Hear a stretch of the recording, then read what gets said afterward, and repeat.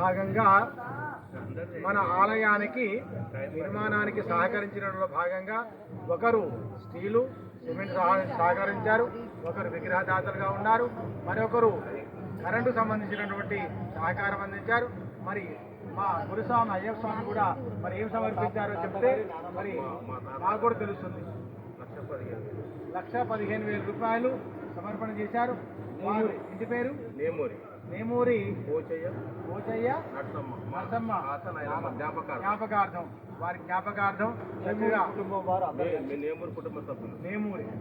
నేమూరి కుటుంబ సభ్యులందరూ కలిసి వారి యొక్క 1,10,000 రూపాయలు 1,15,000 రూపాయలు చక్కగా ఆలయానికి డొనేషన్ గా రాశారు.